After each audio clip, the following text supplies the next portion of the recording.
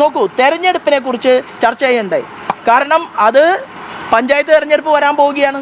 അതിൽ മുന്നോട്ട് പോകുന്നതിനെ കുറിച്ചുള്ള കാര്യങ്ങൾ ഞങ്ങൾ വിശദമായിട്ട് ചർച്ച ചെയ്യും.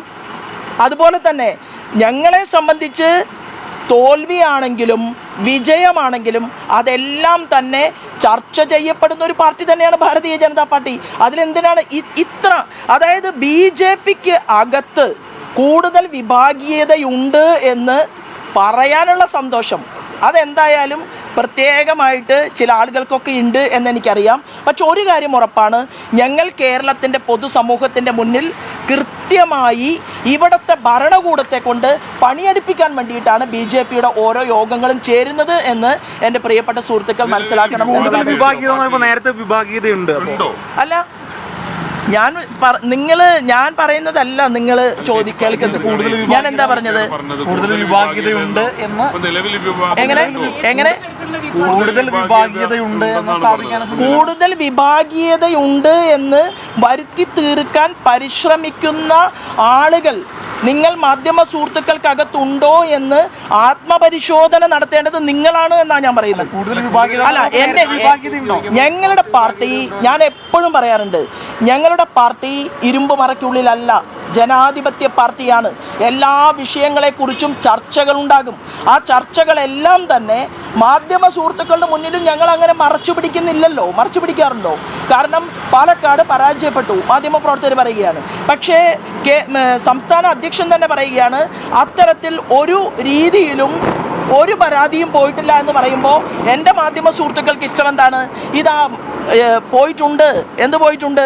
വലിയ അന്വേഷണ റിപ്പോർട്ട് പോയിട്ടുണ്ട്, അല്ലെങ്കിൽ പരിശോധന നടത്തിക്കഴിഞ്ഞ് റിപ്പോർട്ടുകൾ പുറത്തേക്ക് പോയിട്ടുണ്ട്, നിങ്ങളാണ് കണ്ടെത്തുന്നത്. എന്നാൽ പിന്നെ ആ റിപ്പോർട്ടിൻ്റെ കോപ്പി കാണിച്ചാൽ പോരെ?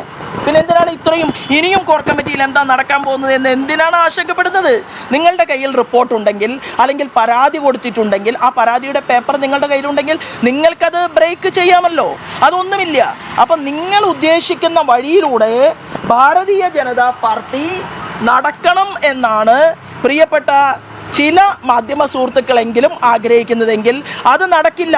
മുഖ്യമന്ത്രി പിണറായി വിജയനെയും പ്രതിപക്ഷ നേതാവ് ശ്രീമാൻ VD സതീശനെയും മര്യാദയ്ക്ക് നടത്തിക്കാൻ പറ്റുമോ എന്നാണ് ഭാരതീയ ജനതാ പാർട്ടി നോക്കുന്നത്. കാരണം ഞങ്ങളുടെ ലീഡറാണ്, BJPയിൽ വിശ്വസിക്കുന്ന ഒരു മനുഷ്യനാണ് ഇന്ത്യയുടെ പ്രധാനമന്ത്രിയായിട്ട് ഇരിക്കുന്നതെങ്കിൽ ഓരോ ഡിപ്പാർട്ട്മെൻറ്റിലേക്കും കൂടെ കൊടുക്കുന്ന ആ പണത്തിൻ്റെ കൃത്യമായിട്ടുള്ള വിഹിതം അത് ജനങ്ങളിലേക്ക് എത്തുന്നുണ്ടോ ഇല്ല, അതിനെക്കുറിച്ച് കണക്ക് പറയിപ്പിക്കാൻ പറ്റുമോ എന്നതിനാണ് പാർട്ടി ശക്തിപ്പെടുത്തുന്നത്. അല്ല, ഞങ്ങൾ ജയിക്കാത്തതിൻ്റെ കാരണം എന്താണ്? ഇവിടുത്തെ ജനങ്ങൾ മാത്രമാണോ? ഇപ്പോൾ ഞാൻ പറയട്ടെ, ഞങ്ങൾ ജയിക്കാത്തതിൻ്റെ കാരണം, ജയിക്കാൻ ഏതെങ്കിലും ഒരു നിയോജക മണ്ഡലത്തിൽ ഞങ്ങൾ പരിശ്രമിക്കുന്നതിൻ്റെ കൂട്ടത്തിൽ ഏതെങ്കിലും ഒരു പ്രമുഖമായിട്ടുള്ള മാധ്യമം സഹായിക്കുന്നുണ്ടോ? ഉണ്ടായിരുന്നുവെങ്കിൽ ഞാൻ ആലപ്പുഴയിൽ വന്നിറങ്ങിയ സമയത്ത് എന്നെ സ്നേഹിക്കാമായിരുന്നല്ലോ, എന്നെ സഹായിക്കാമായിരുന്നല്ലോ. ശോഭാ സുരേന്ദ്രൻ നല്ല രീതിയിൽ വോട്ട് പിടിക്കുമെന്നൊരു വാക്കെങ്കിലും പറയാമല്ലോ. ഒന്നും പറഞ്ഞില്ലല്ലോ. എന്നിട്ടും 1.5 ലക്ഷത്തിനധികം ഉണ്ടായിരുന്ന വോട്ട് 3 ലക്ഷം പിടിച്ചിട്ടല്ലേ എൻ്റെ മാധ്യമ സുഹൃത്തുക്കൾ റിപ്പോർട്ട് ചെയ്ത്. പക്ഷെ എന്നാലും എനിക്ക് നിങ്ങളെ ഇഷ്ടമാണ്. കാരണം കൂടുതൽ കരുത്തോടുകൂടി, കൂടുതൽ ആർജിതമായിട്ടുള്ള സ്വഭാവത്തോടുകൂടി നിങ്ങൾ BJPയിലെ ഓരോ ലീഡർഷിപ്പിന് നേതൃത്വം കൊടുക്കുന്നവരെയും ഇഴകീറി നിങ്ങൾ പരിശോധിക്കണം. അത് വളരെ സന്തോഷം. പക്ഷേ ഈ ഒരു നിങ്ങളുടെ ഈ കർമ്മകുശലത ഇത് ഇവിടുത്തെ മുഖ്യമന്ത്രിയുടെ കാര്യത്തിലും പ്രതിപക്ഷ നേതാവിൻ്റെ കാര്യത്തിലും മുഴുവൻ ജയിച്ച MP-മാരുടെ കാര്യത്തിലും ഞങ്ങളുടെ മന്ത്രിമാരുടെ കാര്യത്തിൽ കൂടി സന്തോഷമേ ഉള്ളൂ.